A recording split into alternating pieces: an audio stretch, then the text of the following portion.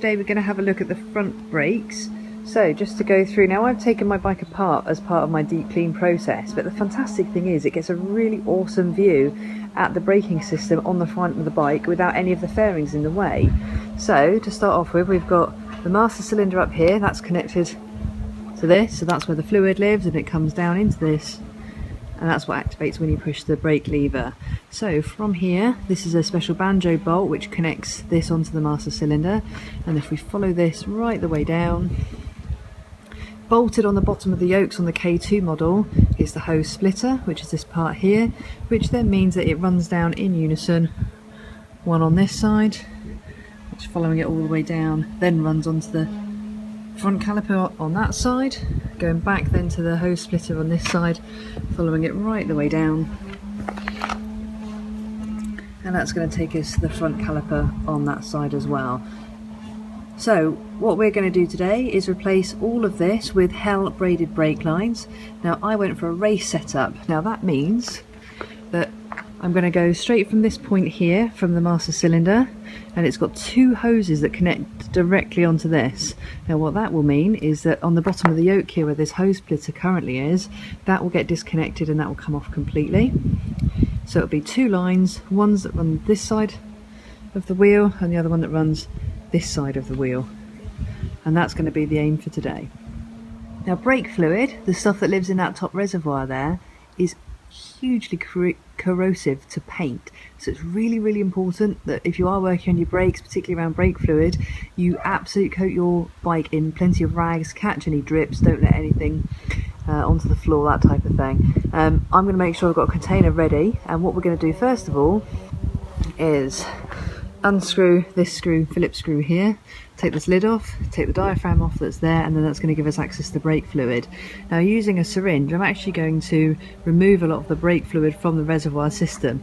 Because I don't have the fairing on the bike, again, it's going to fairly limit the damage that I can cause, which is pretty good. Plenty of rags around the top, again, just in case. So if we take that simple screw off there. Okay, if we undo this lid,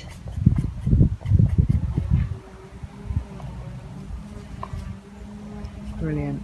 Okay, so take the plastic bit off there, take this rubber diaphragm off very carefully.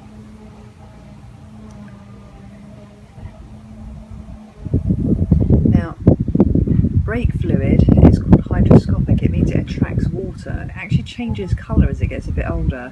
So if you look at the dark, how dark the fluid is in this one, and then when we replace it, you'll see that the new one's a lot lighter. So the colour of the brake fluid can be a good indicator when it's time to swap it over as well.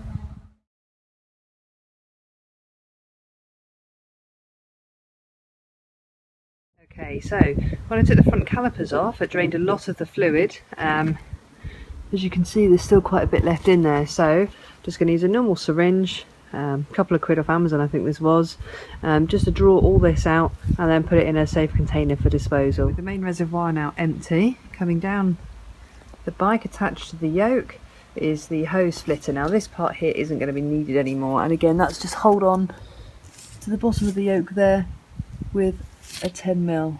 So let's get that undone and we'll get this off, and then what we'll undo is undo the banjo bolt here, and we'll be able to take all of the brake hosing straight off the bike. Comes off nice and easy.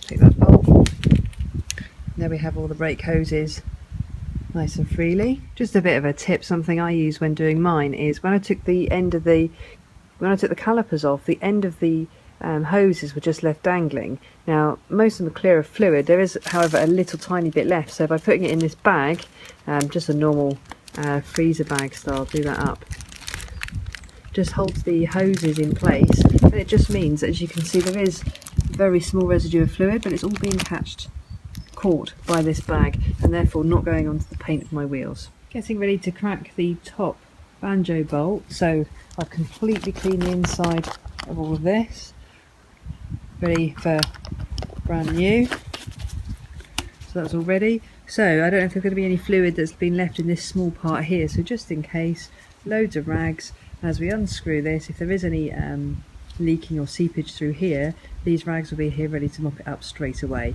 So we'll get this off and then the whole brake line kit will come straight off. As I undo that last bolt, everything else has been undone and is ready. And there we have it, the whole brake line system is now free from the rest of the bike. The blue tape is just where I've taped the bolt that connects it to the yoke. It's just so I don't lose any bolts when I put it in for storage. New front Hell braided steel brake lines. So just to take a look inside the box.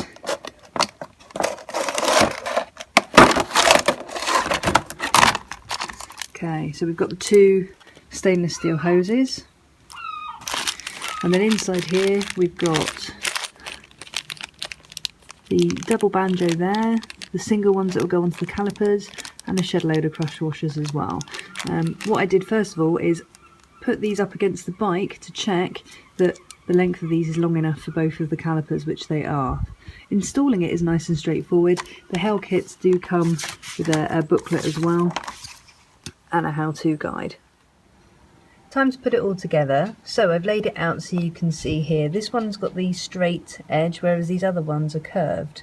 And it's the same on the other sides here. So I know that this is the front one here. So what we've got is we've got the double banjo bolt. Then it'd be crush washer, second line, crush washer, first line, crush washer, and then onto the master cylinder there. There we have it put on loosely. So now I'm going to tighten this up with 14mm.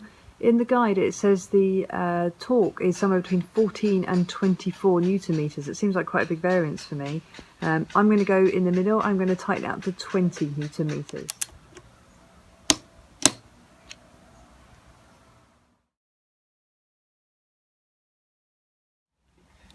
Here we have the Hell banjo bolts, and the mistake that I've made is within the Hell kit it actually came with 4 banjo bolts.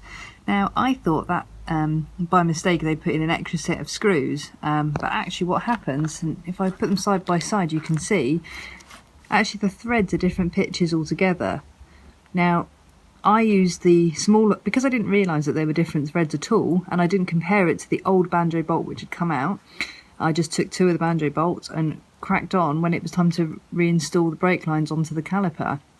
By using the much finer thread, I actually caused some damage to the thread of my caliper and had to get it re-threaded, which was a little bit disappointing. That's now sorted, so I'm going to make sure now I use the right banjo bolts with the right pitch threads, and we'll get that installed now. Right hand caliper back on, so there's new caliper mounting bolts there and there, so they're looking a lot better.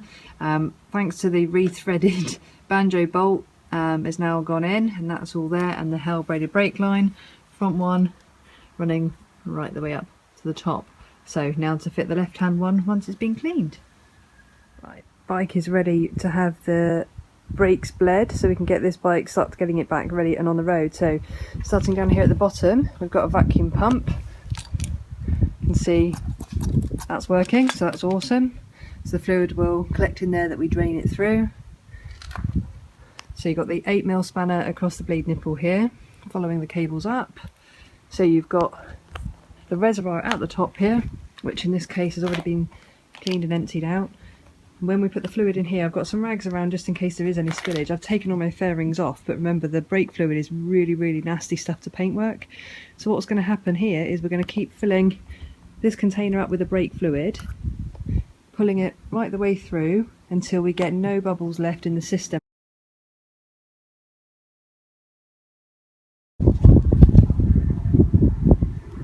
You can see the difference in colour from when first drained all the fluid out of this system. Much lighter and not as thick.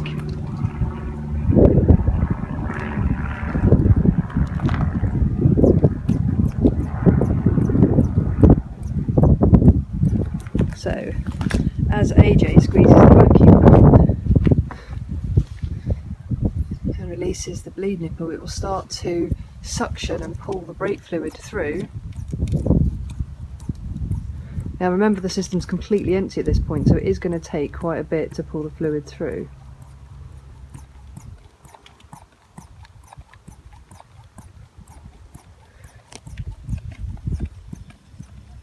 And there you can start to see the fluid coming through, lots and lots of air bubbles. And going back up to here, you can see how much of the fluid has already drained through.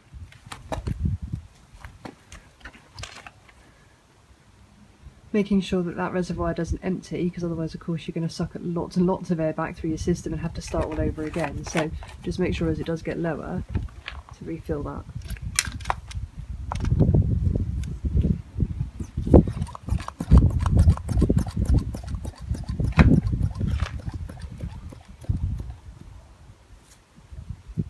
The other way of doing this of course is to simply pump the brake, but again with a system that's been completely drained, looking at how much is going into the vacuum pump, doing this by hand on the top lever would absolutely be doable, just would take quite a long time. Lots and lots of air bubbles flowing through the system to start off with. And it's that air that gives that spongy feeling, so we're trying to make sure that we get as much air, well all of the air out of the system. It'll also drag some air around the tube, so it's what we'll do now is just pump it up with the lever.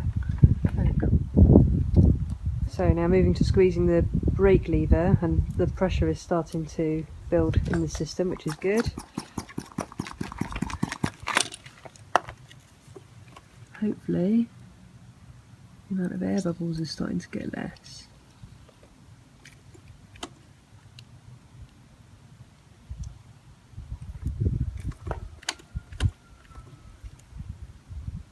So it's pumped the system, so have the bleed nipple closed, pump up the system to get some pressure, open the bleed nipple, let the air and bubbles out, close it off and then pump the brake again. And just rinse and repeat this process until all the bubbles stop. As the brake is getting pumped and then the bleed nipple released, you can see now there's very little air coming out, only these teeny tiny bubbles now. We keep alternating between the left caliper and the right caliper to get the air out. And there's still air bubbles coming from either side, so we're going to keep going between the calipers until we get no air come through on either. But that is a good feeling brake. I'm going to have to be careful the next time I take this bike out, because we've done so many changes to it since the last time I rode it. It's going to feel like a totally different machine. Clean the diaphragm, just got to push it back together again. Excellent, and that just sits in the top. Little plastic ring on the top. Screw the cap back on and then put the safety clip with a little Phillips screw head into that just to hold it clamped and closed. No brake fluid anywhere. Hurrah! And hooray! So the brake lever's tied up, not too much pressure, but what that will enable is any micro bubbles to then filter its way up into the reservoir and not into the system. We'll leave that overnight and take that off in the morning.